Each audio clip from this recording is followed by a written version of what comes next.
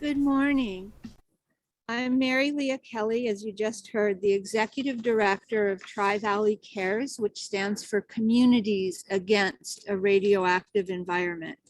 Tri-Valley Cares acts to change U.S. policy by stopping the further development of nuclear weapons and working tirelessly for their elimination. Tri-Valley Cares also addresses the environmental and health harms of nuclear development at Livermore and beyond. So let me say a few words about Livermore Lab, which is my job as part of this program. I am at the west gate of Livermore Lab. You will occasionally hear cars and some trucks. I can see scientists, engineers, and support personnel coming to work. Many will spend today, Good Friday, creating new weapons of nuclear mass destruction. Livermore Lab is one of 2 locations in the United States that designs every nuclear warhead and bomb in the US arsenal. The other is Los Alamos Lab in New Mexico. Livermore Lab is owned by the US Department of Energy's National Nuclear Security Administration. The lab is operated by a consortium of contractors, including Bechtel Corporation and the University of California, which has managed Livermore Lab since it was founded in 1952. On this Good Friday, my friends, we must confront that the Biden administration request for fiscal year 2023, the coming fiscal year, is the largest military request in US history. President Biden requests more than $813 billion, $813 billion for national defense, which means the Pentagon and the Department of Energy nuclear weapons activities, including those that go on here at Livermore Lab. Livermore Lab's most recent budget that we have, and the government is trickling out the details, let me tell you, but more than 80% of that budget is for nuclear weapons activities. That's the name of the budget line. A tiny, tiny, tiny amount, less than 2%, is allocated for science that isn't nuclear weapons related. And there's a tiny sliver, around 1%, for energy efficiency and renewable energy resources. So understand why it is important that we focus on Good Friday, on nuclear weapons, and specifically on the Livermore Lab's nuclear weapons activities. So when I speak about what goes on inside this classified fence line, it's fitting to start with Livermore Lab's central role in driving a new and dangerous global arms race. As we speak, and with our hearts full, with the war in Ukraine and the Russian nuclear saber rattling, the United States nuclear weapons budget throws fuel on the fire of potential nuclear war, rather than charting a path away from it, charting a path toward justice, towards peace, and towards global security and the elimination of nuclear weapons. Instead, we're there with a huge gasoline can full of money, adding fuel to the fire. I'll focus my brief remarks today on 2 warheads that Livermore Lab is developing. But please note, there are more than 2.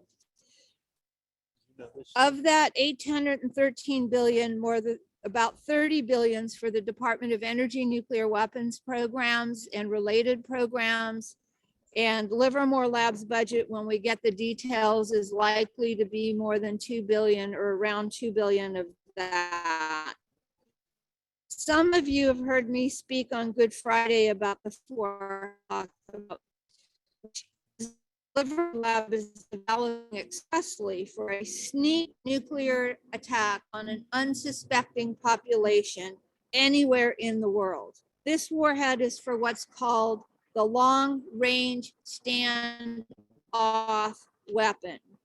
It is intended for pilots to be able to stand off a target 1,000 miles away and launch a precisely guided, radar evading nuclear weapon.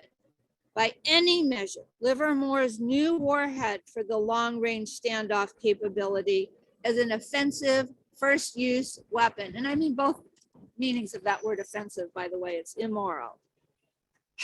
The government is spending billions of dollars on this warhead called the W80-4. And Livermore Lab, when it finishes the development of the W80-4 for the long range standoff weapon, Livermore Lab has plans to modify that warhead so that it can go on a new sea-launched cruise missile to go on small attack submarines that today do not have any nuclear weapons on them. All nuclear weapons are immoral, but I want you to understand that the United States and Livermore Lab specifically are developing nuclear weapons that blur the distinction between conventional capabilities and nuclear weapons, so that a potential opponent or target or whatever horrible word you want to use for that sees a weapon being launched, they will not know if it's conventional or nuclear. It looks the same coming toward them. And this is particularly dangerous in terms of what might trigger nuclear annihilation for all of us. The second warhead I want to highlight today is called the W87-1. It's in an earlier stage of development than the W80-4. And the W87-1 is the first, it's going to go on land-based missiles, and it is the first wholly new, completely new nuclear warhead since the announced end of the Cold War nearly 40 years ago. The W87-1 that Livermore is developing right now today, Good Friday, is planning to have a lot of new technologies and new capabilities. One in particular, in fact, 126 of them, according to the Government Accountability Office. This includes a new design plutonium bomb core. And this warhead that Livermore is developing is the driver for the United States plan to increase plutonium pit, or it's called a pit, bomb core production, the plutonium core inside nuclear weapons. The United States is poised to spend scores of billions of dollars making new pits for new warheads. And if you look at the fiscal year 2023 parts of the budget that have been released, the request for plutonium, the budget line that funds plutonium bomb cores is up 60%. We are at an inflection point. We need to change this course. Separately, the Pentagon is developing a new missile for this new warhead to be on top of. This so-called modernization program overall, when you look at all of the different nuclear warheads, bombs and delivery systems, is slated to cost about $2 trillion. It's hard to imagine $2 trillion over the next 30 years. Occasionally, you'll hear politicians talking that the United States doesn't have enough money for civilian infrastructure. The United States doesn't have enough money for healthcare. The United States doesn't have enough money to continue to fund pandemic readiness for this pandemic that hasn't ended and the next one that may come. When you hear this, please, please think about that $2 trillion for